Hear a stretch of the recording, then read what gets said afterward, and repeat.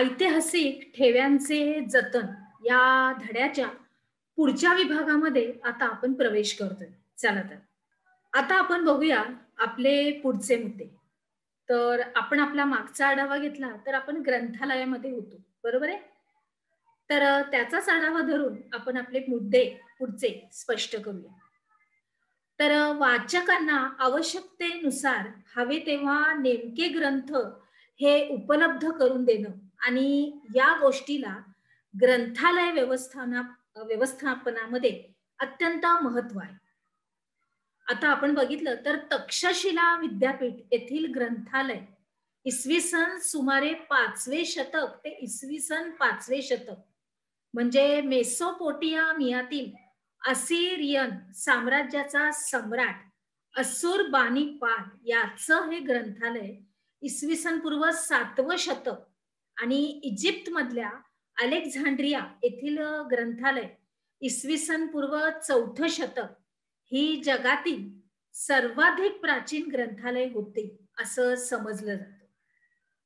मग तामिळनाडू मधल्या तंजावर येथल्या सरस्वती महाल ग्रंथालय हे इसवी सनाच्या 16व्या 17व्या या शतकामधलं नायक राजांच्या काळामध्ये बांधलं गेलेलं होतं आणि इसवी सन 1675 मध्ये व्यंकोजीराव भोसले आणि यांनी हे तंजावर जे आहे हे जिंकून घेतलं होतं आणि स्वतःचं असं एक स्वतंत्र राज्य त्यांनी स्थापन केलं. आणि मग व्यंकोजीराव भोसले आणि त्यांच्या वंशजांनी सरस्वती महाल ग्रंथालय हे अधिकाधिक समृद्ध केलं आणि मग त्याच्यामध्ये सरफरोजी राजे भोसले यांचा महत्वाचा वाटा होता आणि मग त्यांच्या सन्मानार्थ इसवी सन 1918 मध्ये या ग्रंथालयाला त्यांचं नाव देण्यात आलं. आलं लक्षात? पुढे जाऊया. आता या ग्रंथालयाच्या संग्रहामध्ये सुमारे 49,000 ग्रंथ आहेत. किती? 49,000 ग्रंथ म्हणजे बघा. आणि या भारतातील अनेक ग्रंथालयापैकी काही ग्रंथालय ही विशेष नोंद घेण्यासारखी आहेत. मग त्यामध्ये कोलकाता येथील नॅशनल लायब्ररी, त्याच्यानंतर दिल्ली मधलं Nehru memorial museum and library, त्याच्यानंतर आपल्याला पुढचं बघता येईल की हैदराबाद इथली स्टेट सेंट्रल लायब्ररी आणि मुंबई आपल्या इथली लायब्ररी ऑफ एशियाटिक सोसायटी आणि डेव्हिड ससून लायब्ररी ह्या सगळ्या ग्रंथालयाचा ह्याच्यामध्ये समावेश होतो.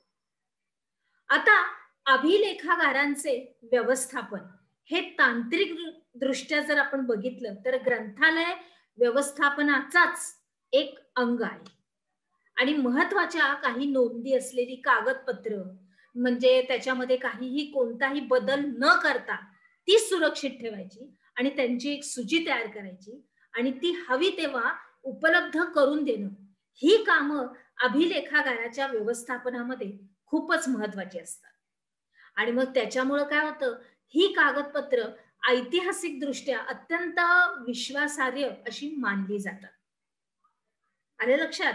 आणि मग संगणकीय प्रणालीच्या उपयोगामुळे ग्रंथालय आणि अभिलेखागार यांचं आधुनिक काळामधलं जे व्यवस्थापन आहे हे अपरिहार्यपण माहिती तंत्रज्ञानाशी संपूर्णपणे जोडलं गेलेलं आहे. आता संपूर्णपणे म्हणजे ते जे काही व्यवस्था आणि व्यवस्थापन करत आहेत किंवा सूची करत आहेत किंवा संपूर्णपणे त्याचं व्यवस्थापन केलं जाते हे संगणकीय म्हणजे आपल्या कम्प्युटरद्वारे हे संपूर्णपणे व्यवस्थित देखरेखीमध्ये आणि व्यवस्थापनेमध्ये अगदी उत्कृष्टपणे करता येतं. पुढे बघूया. भारतातलं पहिलं सरकारी अभिलेखागार इसवी सन 1891 मध्ये इम्पिरियल रेकॉर्ड डिपार्टमेंट या नावानं कोलकाता इथं स्थापन झालं. कुठं? कोलकाता. आणि मग इसवी सन 1911 मध्ये ते दिल्लीमध्ये आणलं गेलं आणि मग इसवी सन 1998 मध्ये भारताचे तत्कालीन राष्ट्रपती के.आर. नारायणन यांनी राष्ट्रीय अभिलेखागार म्हणून ते जनतेसाठी खुले करण्याचं जाहीर केलं आणि मग ते भारत सरकारच्या सांस्कृतिक मंत्रालयाच्या अंतर्गत असलेलं एक खातं आहे. पुढे काय झालं तर इसवी सन 1748 पासूनची कागदपत्र इथं क्रमवार अशी लावून ठेवलेली आहे. बघा, लिखित साहित्य त्याची कशी जोपासना केलेली आहे. आपण सगळं बघतोय. आपण या अभ्यासामध्ये, आपल्या उपक्रमामध्ये, आपल्या पाठ्यपुस्तकाच्या द्वारे हे सगळं आपण स्पष्टीकरण मुद्द्यामध्ये घेत आहे. त्याच्यानंतर पुढे जाऊया आता आपण. तर या संपूर्ण कागदपत्रामध्ये इंग्रजी, अरबी, हिंदी, फारसी, संस्कृत, उर्दू या भाषा आणि मोडी लिपीतल्या काही नोंदींचा सुद्धा समावेश आहे. आणि या नोंदींची वर्गवारी सार्वजनिक, प्राच्य, विद्याविषयक आणि हस्तलिखिते आणि काही खाजगी कागदपत्र अशा 4 प्रकारामध्ये केली गेलेली आहे. आणि त्याखेरीज भारतामधल्या प्रत्येक राज्य शासनाची स्वतंत्र अशी अभिलेखागार आहे. बघा, पुढे बघूया. महाराष्ट्र राज्य शासनाच्या अभिलेखागार संचालनालयाच्या या शाखा मुंबई, त्याच्यानंतर पुणे, त्याच्यानंतर कोल्हापूर, त्याच्यानंतर औरंगाबाद आणि नागपूर येथे आहे. म्हणजे या विविध ठिकाणी त्यांचं हे काय केलेलं आहे, संचालनाच्या या शाखा आहेत. त्यांच्या ह्या सगळ्या ठिकाणी त्यांचं संचालन व्यवस्थित केलं गेलेलं आहे. पुढे बघूया. पुणे अभिलेखागारामध्ये मराठ्यांच्या इतिहासाची संबंधित अशी सुमारे 5 कोटी मोडी लिपीतली कागदपत्र आहेत आणि त्याला पेशवे दप्तर असं म्हणतात. किती छान, कारण पुण्यामध्ये तर आपले पेशवेच होते, बरोबर. मग त्याच्या संदर्भातलं सगळं काही लिखित साधन आहे ते तिथं त्यांनी जमा केलं गेलेलं आहे. पुढे बघूया कोश वाडमय. या कोश वाडमयामध्ये काय येतं तर कोश म्हणजे शब्दांचा आणि विविध माहितींचा आणि ज्ञानांचा केलेला पद्धतशीरपणे संग्रह. मग आता ह्याच्यामध्ये विविध ज्ञानाचे विशिष्ट पद्धतीनं केलेलं संकलन आणि संपूर्णपणे मांडणी योग्य रीतीने केलेली त्याला काय बोलतात, कोश बोलतात. आणि मग उपलब्ध या ज्ञानाचं व्यवस्थापन आणि सुलभ रीतीने त्याच्या सगळ्या उपलब्धतेची सोय हे त्याचं एक उद्दिष्ट आहे. आता या कोशाची आवश्यकता काय आहे विद्यार्थी मित्रांनो, चला बघूया. तर कोशामुळे वाचकापर्यंत ज्ञान पोहोचवलं जातं.